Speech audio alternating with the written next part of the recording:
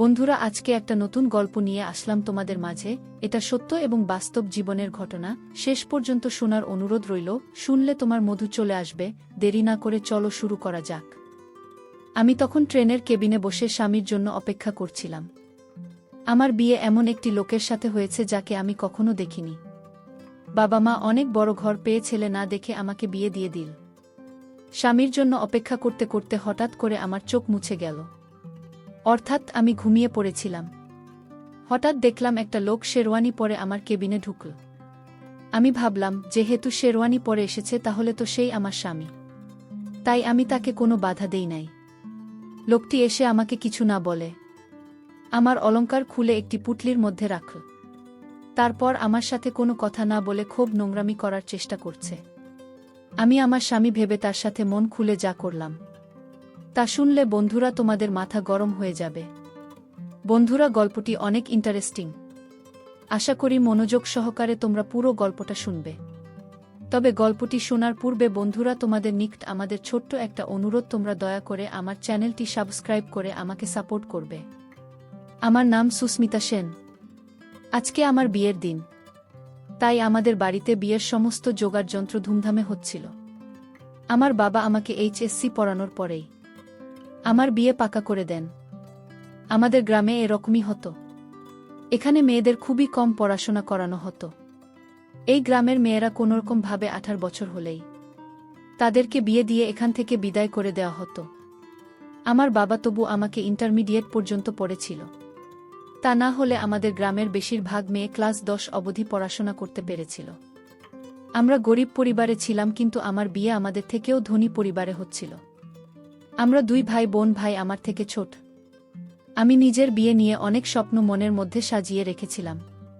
কেননা বিয়ের আগে আমি নিজের মনের মতো কোনো জিনিসই কিনতে পারিনি। কারণ আমার বাবা মা গরিব। আমি কোনো জিনিসের বায়না করলে আমার মা আমাকে এটাই বলতো যে আমি যেন আমার হৃদয়ের সমস্ত স্বপ্ন আমার স্বামীর সাথে পূরণ করি। আমি আশা করেছিলাম যে আমার স্বামী আমার সমস্ত স্বপ্নের মান রাখবে আর আমাকে ভালো করে বুঝবে। কিন্তু কিছু কিছু জিনিস এমন ছিল যাতে আমি খুব দুঃখ পাচ্ছিলাম।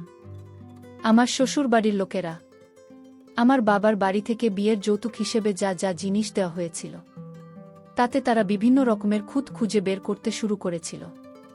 আর আমার বাবার কাছে আরও জিনিসের দাবি করেছিল। আমি এই কারণেই অনেকবার আমার বাবাকে বলেছিলাম যে বাবা, এরকম বাড়িতে সম্বন্ধ করা উচিত না। কিন্তু আমার বাবা সব সময় বলতো যে ওরা বলল মানুষ, এই কারণে ওদের সামনে তো আমাদের কিছুটা নিচু হতেই হবে আর তাদের ডিমান্ড কেউ পূরণ করতে হবে। আর এটাই আমাদের সবার জন্য ভালো হবে। কেননা আমি তোকে সচ্ছল পরিবারে বিয়ে দিতে চাই। একবার তোর বিয়ে হয়ে গেলে তারপরে আর কোনো অসুবিধাই হবে না। আর তবেই তো তুই বাড়িতে সুখে থাকবি। আমার নিজের বাবার কথা মাঝে মাঝে ঠিক মনে হতো। কখনো কখনো আমি নিজেই বুঝতে পারতাম না যে না জানি আমার ভবিষ্যৎ কি হবে। যখন থেকে আমার বিয়ে ঠিক হয়েছে তখন থেকে এখনো অবধি আমি আমার হবু স্বামীকে দেখিনি। কেননা আমাদের এখানে নিয়ম ছিল যে বিয়ের আগে ছেলে মেয়ে একে অপরকে দেখবে না, শুধুমাত্র পরিবারের লোকেরাই দেখবে আর তাদের পছন্দমতো বিয়ে ঠিক করে দেওয়া হবে। আমি তো ছোটবেলা থেকেই দেখতে খুব সুন্দরী। এই কারণেই আমার হবু স্বামীর বাড়ির লোকেরা যখন আমাকে প্রথমবার দেখল তখন তারা সঙ্গে সঙ্গে আমাকে পছন্দ করে নেয়। তারা আমাদের গ্রাম থেকে অনেক দূরে দিল্লিতে থাকত।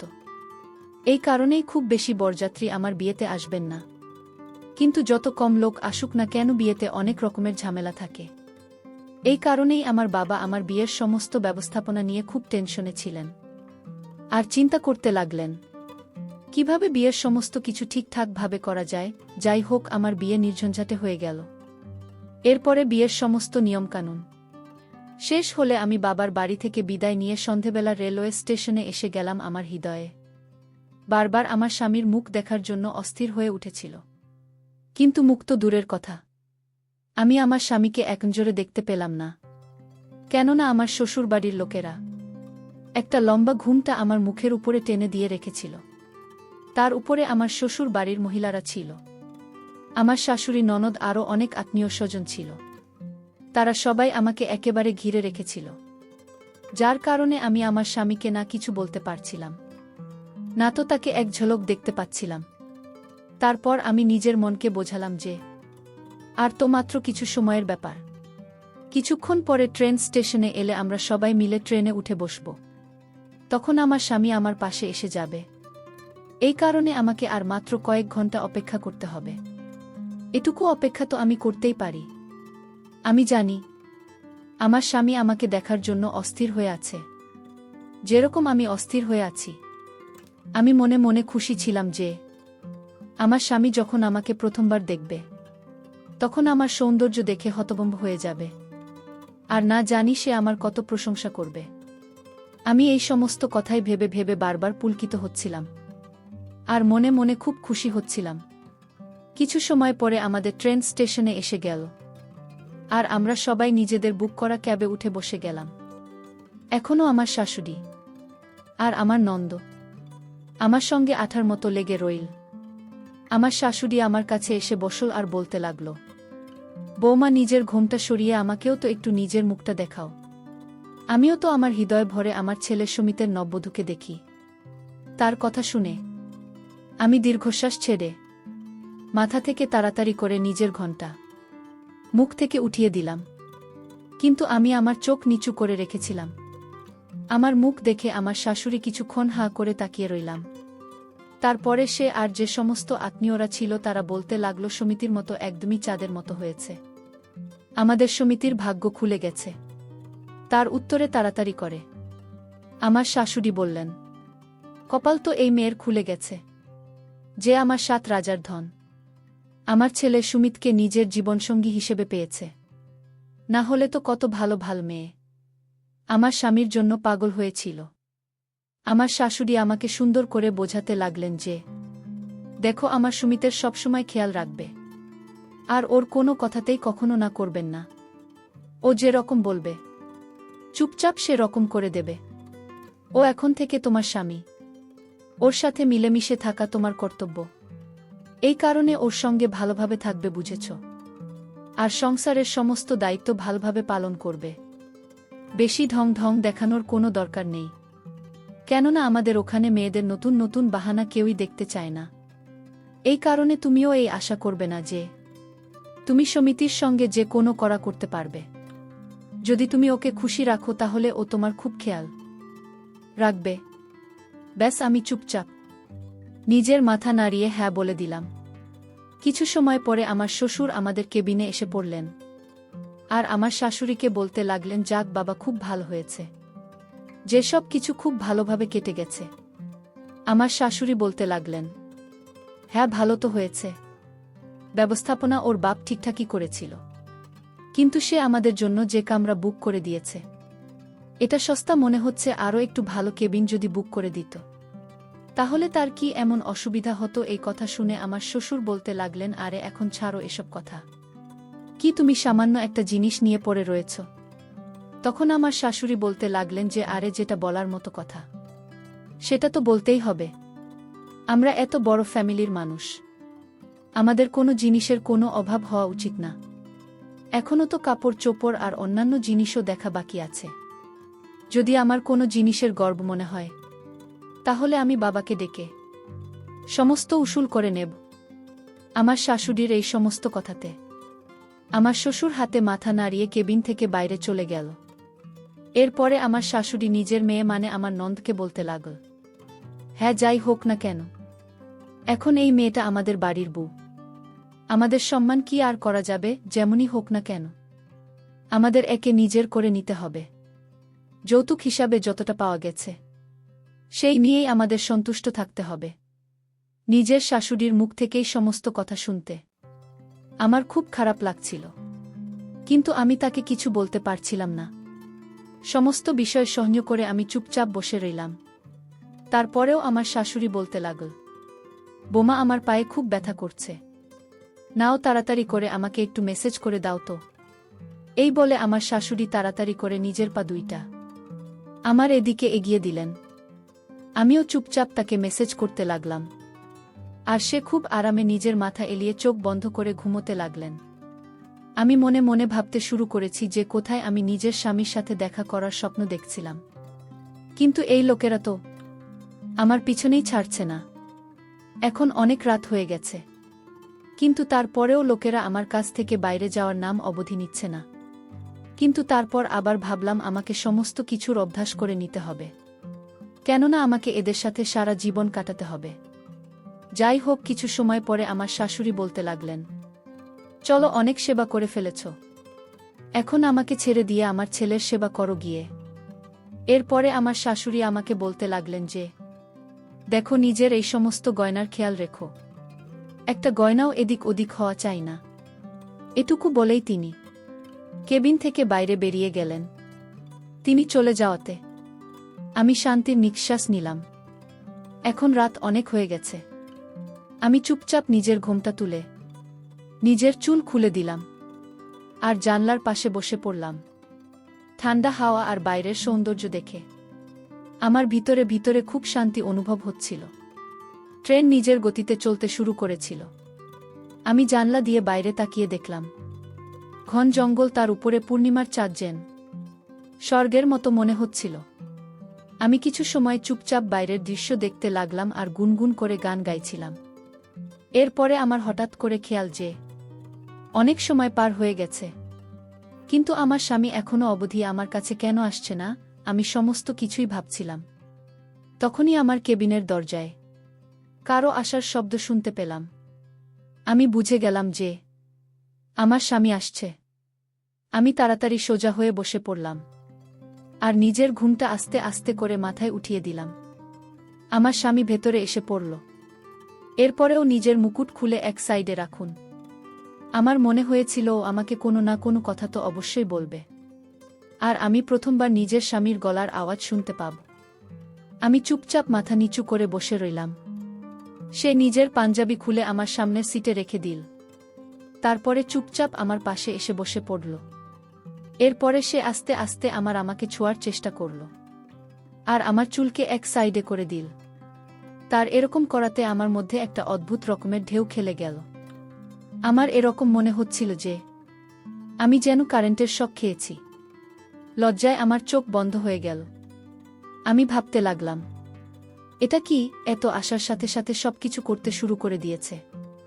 আমার তো মনে হয়েছিল যে এ আমার সাথে কিছু সময় কথা বলবে, তারপরে কিছু সময় আমার প্রশংসা করবে, কিন্তু এ তো এরকম কিছুই করল না, এসেই শুরু করে দিল। তখন আমি ভাবলাম, হয়তো হতে পারে যে আমার স্বামী আমার জন্য খুব বেশি অস্থির হয়েছিল, এই কারণেই ওদের সহ্য করতে পারছে না। এরপরে আমার স্বামী আমাকে ঘুরিয়ে তার দিকে বসা আর আমার মুখ নিজের দুহাতে নিয়ে খুব গভীরভাবে দেখতে লাগল। আমি মুখে হালকা হাসি নিয়ে আস্তে আস্তে আমিও নিজের চোখ উঠলাম আর একনজর নিজের স্বামীর দিকে তাকালাম। যখন আমি আমার স্বামীকে দেখলাম তখন তাকে দেখে আমার মন খুব খুশি হয়ে গেল, কেননা আমার স্বামী দেখতে খুব হ্যান্ডসাম। যেরকম আমি মনে মনে চাইতাম সে একদম সেরকমই ছিল। এটা দেখে আমি খুব খুশি হয়েছিলাম যে কমসে কম ভগবান আমাকে মনের মতো একজন জীবনসাথী দিয়েছেন, না তো শুধু দেখতে ভালো ছিল, বরং ওর হাইট, শরীর স্বাস্থ্য খুবই ভালো ছিল। ওর পেশিবহুল শক্তিশালী হাত আমাকে ভিতরে ভিতরে অস্থির করে তুলেছিল। এরপরেও আমার শরীর থেকে এক এক করে গহনা খুলতে লাগল। এরপরে সেগুলোকে একটা কাপড়ের পুটলিতে করে এক সাইডে রেখে দিন। এই অনুভব আমি ভাষায় প্রকাশ করতে পারব না। আর আমার স্বামী যে রকমভাবে অস্থির হয়ে আমাকে কাছে পেতে চাইছিল, সেটা আমাকেও খুব খুশি করে দিয়েছিল, কেননা ও আমার সময়ের পুরো খেয়াল রাখছিল।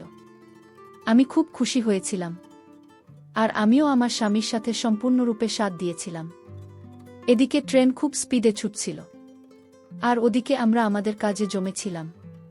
এরপরে না জানি কখন, এতক্ষণ পরিশ্রম করার ফলে কখন যে আমার চোখ লেগে গেল সেটা আমি বুঝতে পারিনি।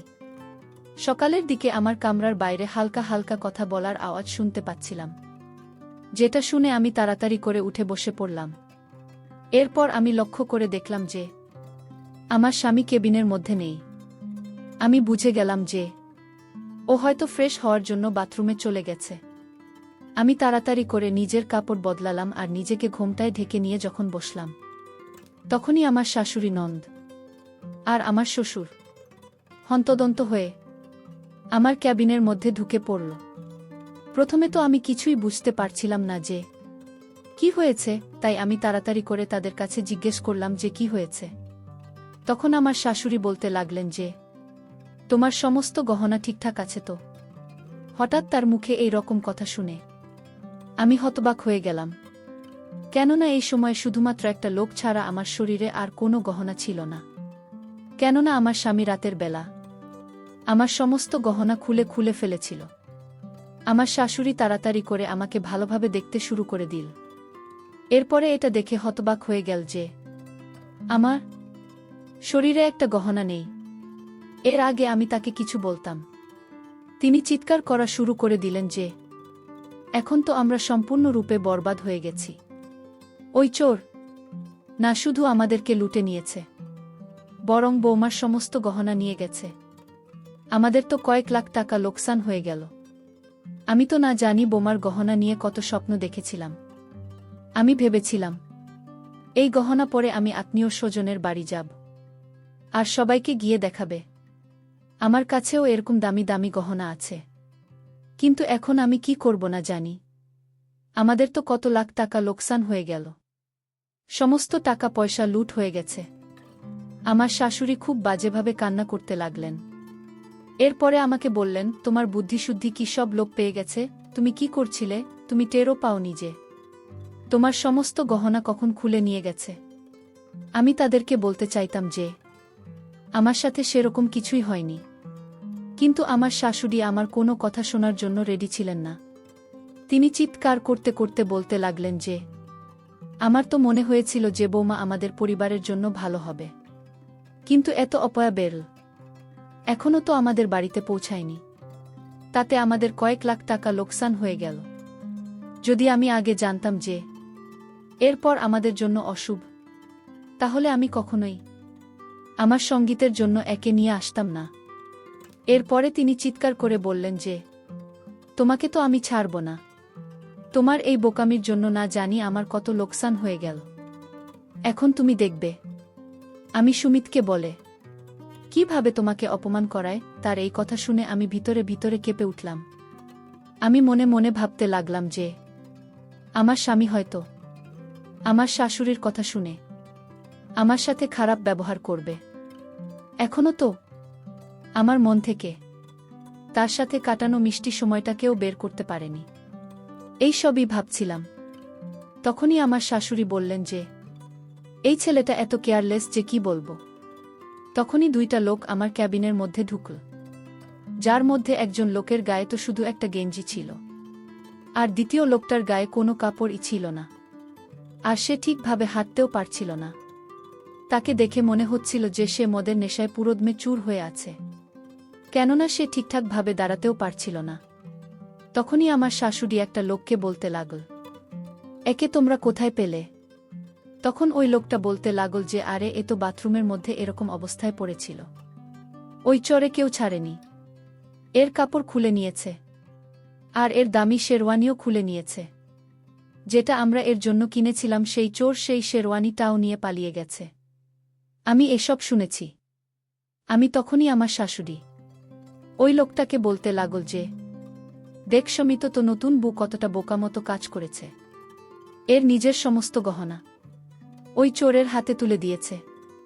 যখন চোর গহনা চুরি করে নিয়ে যাচ্ছিল তখন তো এর চিৎকার চেঁচামেচি করা উচিত ছিল, কিন্তু এ তো না জানি কি ঘুমিয়েছিল যে ও কিছু টের পায়নি। আমার শাশুড়ির মুখ থেকে এই কথা শুনে আমি তো হতভম্ব হয়ে আস্তে আস্তে নিজের চোখে উঠিয়ে সেই লোকটাকে দেখলাম, যাকে আমার শাশুড়ি সমিত বলে ডাকছিল। লোকটার চেহারা দেখেই আমার তো মাথা ঘুরে গেল, কেননা যাকে তিনি সমিত আর আমার স্বামী বলছেন সে তো সেই লোক না যে আমার সাথে কালকে রাতে বাসর রাত কাটিয়েছে, আর যাকে আমি নিজের স্বামী ভেবে আমার সমস্ত কিছু গুছিয়ে দিয়েছি। এ তো একটা মোটাসোটা দেখতে লোক ছিল, যে কিনা নিশাতে মাতাল হয়ে আছে। একে দেখেই আমার সমস্ত স্বপ্ন ভেঙে চুরমার হয়ে গেল। সাথে সাথে আমি এটা ভেবে চিন্তায় পড়ে গেলাম যে যদি এদের মধ্যে কেউ একথা জানতে পেরে যায় যে ওই চোর আমার সাথে সেই সব কিছুই করেছে যেটা এদের ছেলের করার কথা ছিল। তাহলে না জানিয়েই লোকেরা আমার কি অবস্থা করত? তখনই ওই লোকটা বলতে লাগল, সানি তো সারা রাত বাথরুমে পড়েছিল, এ তো নতুন বউয়ের কাছে আসেনি। এ কথা শুনেই আমার শ্বশুর সঙ্গে সঙ্গে সানির গালে থাপ্পড় মেরে বললেন, এই ছেলেটা কখন শোধ হবে না? আরে কমপক্ষে কিছুটা তো লজ্জা কর। কালকে রাত তোর বোমার সাথে বাসর রাত ছিল, কালকে তো কমসে কম বোমার খেয়াল রাখা উচিত ছিল। কিন্তু তুই তো নেশা এত আসক্ত হয়ে পড়েছিল যে নেশা ছাড়া তুমি কিছুই দেখতে পাস না। তুই একবারও বোমার ব্যাপারে ভাবিস নিজে সারারাত তোকে ছাড়া তার একলা কিভাবে কাটবে। বোমা কতটা অধীর আগ্রহে তোর জন্য অপেক্ষা করছিল, কিন্তু তোর তো কারো কোনো চিন্তাই নেই। এই সমস্ত কিছু তোর মায়ের তোকে বেশি আশকারা দেবার ফল, যার কারণে তুই কারো কোনো কথা শুনিস না। আমার শ্বশুর এটুকু বলার সাথে সাথে আমার শাশুড়ি শ্বশুরের উপর চিৎকার করে বলতে লাগলেন যে, খবরদার, তুমি যদি আমার ছেলেকে কিছু বলো তাহলে ভালো হবে না। ওর কি ভুল ছিল? ভুল তো এই মেয়েটা করেছে। ও যদি সমস্ত জিনিসের খেয়াল রাখত তাহলে আজকে আমাদের লাখ টাকার লোকসান হতো না। আমি মনে মনে ভাবতে লাগলাম যে আসলে এই এক রাতে আমার সাথে কি থেকে কি হয়ে গেল। চোখ শুধুমাত্র আমার গয়নাও নিয়ে যায়নি, সঙ্গে আমার যত নিয়েছে, তার উপরে আমার কপালে এত খারাপ শ্বশুরবাড়ি আর এত জঘন্য স্বামী উঠেছে যে কি বলবো। তখন হঠাৎ আমার খেয়াল যে ওই চোর যখন আমার গহনা খোলা ছিল তখন সে একটা ছোট পুটলির মধ্যে সেগুলো রেখেছিল। হয়তো সেই কারণেই এরকম করছিল, যাতে আমার সাথে সবকিছু করার পরে সে ওই পুটলিটা চট করে নিয়ে সেখান থেকে চুপচাপ চলে যেতে পারে। আমি এদিক ওদিক ভালোভাবে দেখে তারপরে নিচু হয়ে তাড়াতাড়ি করে ওই কাপড়টাকে টানলাম। সেটা সেই পুটলিটা ছিল যার মধ্যে সেই চোর আমার সমস্ত গহনা রেখেছিল। আমি যখনই ওই পুটলিটা খুললাম তখন এর মধ্যে থেকে আমার সমস্ত গয়না বেরিয়ে এল। যখন সেই গহনাকে বের করে আমি দেখলাম তখন আমার শাশুড়ি একটা লোভী শিয়ালের মতো তাড়াতাড়ি করে ওই সমস্ত গহনা আমার হাত থেকে ছিনিয়ে নিল, আর তার চোখ লোভে চকচক করে উঠল। এরপরে সে খুশি হয়ে বলতে লাগল, আরে বাহ, গয়না তো চোর নিতে পারেনি। আমার শাশুড়ি বলতে লাগলেন, আমি এতক্ষণ ধরেই তাতে মরেই যাচ্ছিলাম যে আমার লাখ টাকার গয়না চুরি নিয়ে গেছে, কিন্তু কপাল ভালো যে এই লাখ টাকার গয়না কিছুই হয়নি। আমি ভাবতে লাগলাম, আমার বাবার এত কষ্টে বানানো এই গহনার উপরে এই মহিলা কিরকম নির্লজ্জের মতো নিজের অধিকার ফলাচ্ছে। তারপরে তিনি আমার দিকে তাকিয়ে রাগী স্বরে বলতে লাগলেন যে, যখন তুমি জানতে এই গয়না তুমি আগের নিচে লুকিয়ে রেখেছ, তাহলে আমাকে এতক্ষণ ধরে বলনি কেন? আমি কখন থেকে এর জন্য এত টেনশন করছিলাম যদি আমার হার্ট অ্যাটাক হয়ে যেত। তারপরে কি তুমি গয়নার কথা বলতে?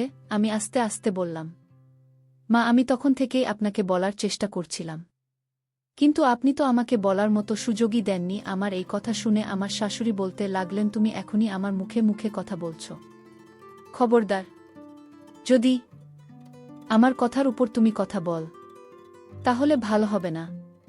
আমার শ্বশুর তাড়াতাড়ি করে আমার পক্ষ নিয়ে বললেন যে, এতে বোমা কি এমন ভুল কথা বলেছে? তুমি এতক্ষণ ধরে কথা বলতে দিচ্ছিলে কাউকে? তুমি তো একাই বকবক করে যাচ্ছিলে। যাই হোক, তুমি দেখো যে কত বুদ্ধিমান বোমা পেয়েছি আমরা। এর আগে নিজের সমস্ত গহনা খুলে এক সাইডে যত্ন করে রেখে দিয়েছিল। যদি এরকম না করত তাহলে হয়তো ওই চোর এই সমস্ত গয়না নিয়ে পালিয়ে যেত। শ্বশুরের এই কথা শোনার পরে আমার শাশুড়ি চুপচাপ আমার দিকে দেখতে লাগলেন। এরপরে আমার শাশুড়ি আবার বলতে লাগলেন, এখন যা হওয়ার ছিল তা হয়ে গেছে, টাকা পয়সা কাপড় চোপড়ের লোকসান তো হয়ে গেছে, এখন কি করা যাবে? কিন্তু এই সমস্ত কিছু এই অপমানের কারণেই হয়েছে।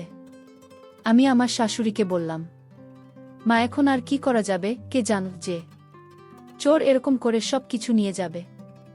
এখন আমি যেমনই হোক না কেন, আমি তো আপনার বাড়ির বউ, আপনাদের বাড়ির সম্মান।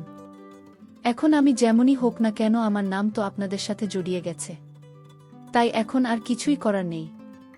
আমিও নিজের শাশুড়িকে সেই কথাটাই ফিরিয়ে দিলাম যেটা উনি আমার জন্য বলেছিলেন। প্রথমে তো আমি মনে মনে এই কথাটা নিয়ে খুবই লজ্জিত ছিলাম যে একটা চোর আমার সাথে সবকিছু করে গেছে। কিন্তু এখন আমি একদমই লজ্জিত নই। কারণ এখন আমি এটাই ভাবছি যে এরকম লোকেদের সাথে এটাই হওয়া উচিত ছিল। আমার বিয়ে একটা এমন লোকের সাথে দিয়ে দেওয়া হয়েছে যে নেশা ছাড়া আর কিছুই বোঝে না, কম সে কম আমি একবারই হোক না কেন, কিন্তু আসল পুরুষের সুখ পেয়েছিলাম। আর এই সুখ তাকে নিজের ভিতরে অনুভব করে আমি সারা জীবন কাটিয়ে দিতে পারব, সে যেই হোক না কেন। সত্যিকারের পুরুষ ছিল সে, আমাকে যে সুখ দিয়েছিল সেটা এই মোটা লোকটা, মানে আমার স্বামী, কখনোই দিতে পারত না। আমার মতো সুন্দরী মেয়েদের চোরের মতো লোক পাওয়া উচিত, কিন্তু আমার ফাটা কপাল, তাই আমি সুমিতের মতো স্বামী পেয়েছি। কিন্তু কম সে কম আমার বাসারাত খারাপ হয়নি, যদিও সেটা ট্রেনের মধ্যে আমার স্বামী মনে করে অন্য লোকের সাথে হয়েছিল। আর সেই চোর ও আমার সাথে এতটা সততা দেখিয়েছিল যে সে আমার সাথে সবকিছু করার পরেও আমার একটা গয়নাও চুরি করে নিয়ে যায়নি। এটা ভেবেই আমি মনে মনে হাসতে লাগলাম। আমাকে হাসতে দেখে আমার শাশুড়ি আমাকে বললেন, তুমি এত হাসছো কেন? তখন আমি ধীর গলায় বললাম যে আসলে আমি এটা ভেবে খুশি হচ্ছে যে আমাদের গহনা বেঁচে গেছে, আর এখন আপনি আত্মীয় স্বজনের কাছে গহনা পরে আরামসে যেতে পারবেন। আমার এই কথা শুনে আমার শাশুড়ি বললেন, হ্যাঁ, তুমি এই কথাটা ঠিকই বলেছ। এর কিছুক্ষণ পরে তারা সবাই আমার কেবিন থেকে বেরিয়ে গেলেন। আমার স্বামীও আমার শ্বশুরের সাথে কেবিন থেকে বেরিয়ে গেল। আমি আর একবার চুপচাপ জানলার কাছে বসে বাইরের দৃশ্য দেখতে লাগলাম আর মনে মনে গুনগুন করে গান গাইতে লাগলাম। আর ভাবতে লাগলাম, একমতো নেশাখোর স্বামীর চাইতে এক চোর আমার কাছে অনেক ভালো। কারণ চোর তার নিজের হাতে সবকিছু খুলে বসে আমাকে মজা দিয়ে চলে গেল, কিন্তু তার লাখ টাকার জিনিসের প্রতি কোনো লোভ নাই। কি অসাধারণ ছোড়ে সে ছিল আমার জীবনের প্রথম বর্ষার রাতে। বন্ধুরা, ঘটনাটি এখন আমি অনেক মিস করি আর ভাবি কখন আসবে আমার জীবনে আর একটা সেরকম চোর, যে চোরের দেওয়া সুখ এখনও আমি ভুলতে পারিনি। বন্ধুরা, আজকে এই পর্যন্তই। আবারও আসব তোমাদের মধ্যে নতুন কোনো ভিডিও নিয়ে। ভিডিওটি যদি তোমাদের ভালো লাগে তাহলে একটি লাইক দাও। প্রতিদিন আমি তোমাদেরকে একটা করে নতুন গল্প উপহার দিব, তাই তোমাদেরকে অনুরোধ করে বলছি, তোমরা যদি এরকম ধরনের ইন্টারেস্টিং গল্প পেতে চাও তাহলে দয়া করে আমার চ্যানেলটি সাবস্ক্রাইব করো। পরিশেষে তোমাদের সকলের সুস্বাস্থ্য কামনা করি। ভিডিওটি দেখার জন্য তোমাদের সকলকে অসংখ্য ধন্যবাদ।